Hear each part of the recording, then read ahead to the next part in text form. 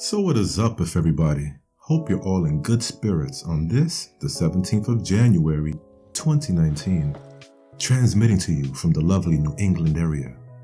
We have a jam-packed show, so keep that dial locked. Tonight, on this extra special episode of Viewer Stories After Dark, a milestone is reached. Subscriber shoutouts. Hordes of jellyfish invade the beach. A college student gets spooked. A woman fears something is after her family. And finally, more bird box. But even if you've never seen it, you've seen it. It's everywhere. You can't escape it. Just submit and watch it already. I'm your host, the Macabre Minister, aka the Undead Master of Ceremonies. And sitting to my left is the ever so lovely Mama Misterio. Hey. How you doing? I'm doing really great, actually. We got 100 subscribers today. I'm on cloud 9. This isn't easy at all, like seriously, people. And to reach 100 subscribers, oh my god. For real, all you guys and gals out there watching tonight, and for everyone who subbed to Dezombified, we'd like to thank you from the bottom of our hearts. You're the lifeblood of this network, what keeps us going week to week. So never forget that we appreciate each and every one of you. On that note, Mama Misterio, how about some shout-outs? Oh, Shout out to Auntie Creeps. She paces herself and has great tempo.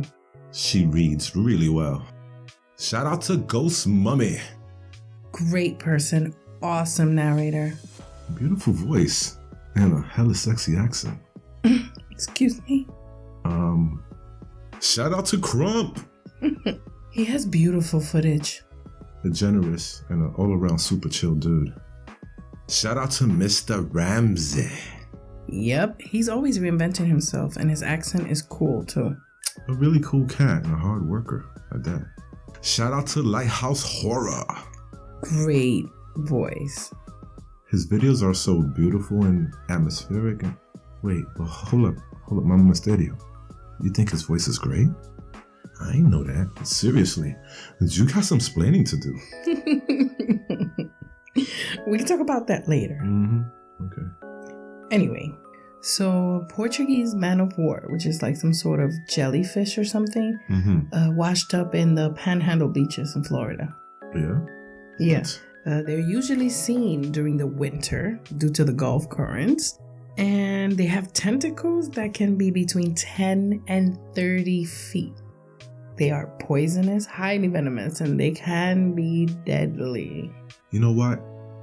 I'm happy we decided to put off our vacation. Because if we would have went there and I would have gotten bit by one of those things, it would have been hell to pay. We'd have been dead, probably. True, facts. I probably would have been dead and in a lot of pain. You know what? The way they look, they remind me of the Hanar from Mass Effect. Yes, Mass Effect. That's right, people. We like Mass Effect. Yes. And our first story comes from Alfredo Jimenez Capone, 312 from Chi-Town. 2017. I was a freshman in college. My family helped me out a bit, but we weren't loaded financially, so I needed to earn some money to support myself. I found work as a security officer. For my first night of work, I was to be stationed at a recently closed factory that was slated to be demolished to make way for condos. I wasn't from that state or that town and knew none of its history, but my roommate, he did. I remember we had just finished watching season 1 of a series of unfortunate events on Netflix. That's when I told him about the job, and he advised me to turn it down. But it was all I could find, and I needed the cash. I asked him why, and he told me it was haunted. Over the past decades, many people have tragically died there, while others went missing. I thought he was joking, but he was dead serious. His own grandfather was a foreman there. He went to work one day and never came back. That was 20 years ago. I asked him to say a prayer for me, as he was the religious type. I went to my first day of work and Benny, a grizzled old-timer, greeted me. After giving me the 411 about the site, I asked him if he had seen anything strange. He asked me if I carried a Bible with me. I said no, and he offered to lend me his. I graciously declined, and he walked off saying, "God be with you." I was a bit perplexed, wondering if the entire town was batty. My parents were hippies that met at Woodstock. They believed in karma and that we were our own gods and goddesses. Never once do I recall entering a church or ever owning a Bible. It was a brisk Friday night. The winds were strong and the empty factory came alive with strange noises. A couple of hours had passed. I was a bit on edge, so I decided to tour the factory. The electricity inside had been shut off, so I used my flashlight. I saw big machines and conveyor belts, offices and storage areas, huge windows blanketed the wall, letting in the moonlight. I heard a loud crashing noise, which caused me to flinch. I went in its direction to see if it was a squatter. My job description included sending off all vagrants, but not being issued a weapon was problematic and cause for concern. A few boxes had fallen over, but how? Then he said the factory was empty. A deep chill befell me. I could see my own breath, but it wasn't that cold outside yet. I became uneasy when I saw a man in factory apparel walk across the room. I said, "Hello? You're not supposed to be here." But he didn't acknowledge me. I gave chase as he went around the corner, but he was gone. I questioned my vision and kept walking around. As I passed by a tall stack of pallets, they suddenly toppled to the ground, nearly killing me. I became woozy and I dropped to my knees and began vomiting for no apparent reason. I picked up my flashlight and decided I was done exploring. I was deep inside the factory and had lost my way. The flashlight began to flicker, and I couldn't understand why, since it was fully charged. I felt the cold again. I saw my breath again and feared the worst. My flashlight went out completely. I stood still for a few moments. I began to look around when I felt something cold grab my ankle. I jumped higher than I'd ever jumped before.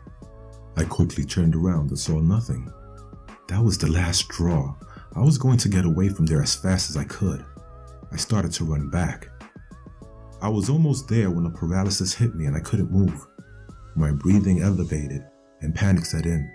I spotted a dark, blurred figure moving about with my peripheral vision. I couldn't make it out. It moved from one side to the other fast. It was either checking me out or sizing me up. But either way, I felt imminent danger.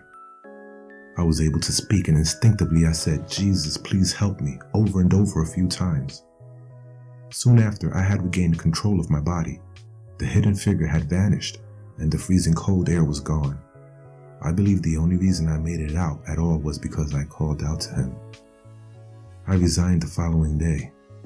I gave Benny a call and apologized for not accepting his warning and help.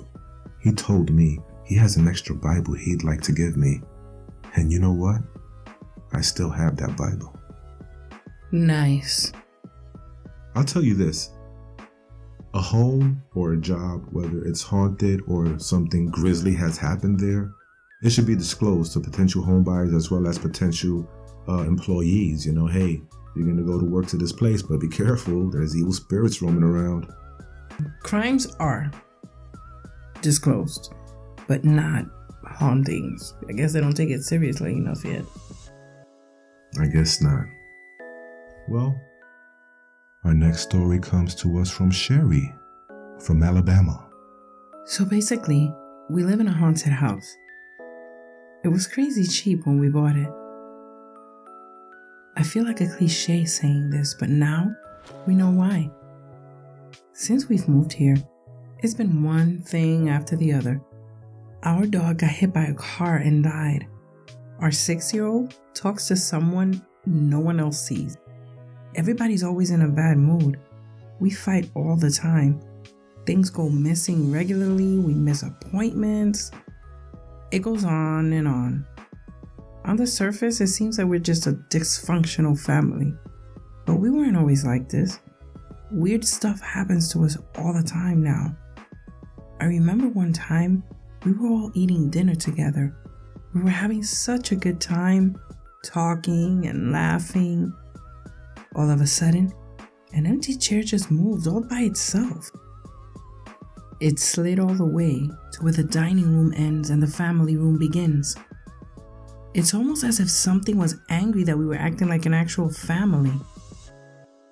Another time, when I was coming up my driveway, I noticed that there was a man looking out at me from the attic window.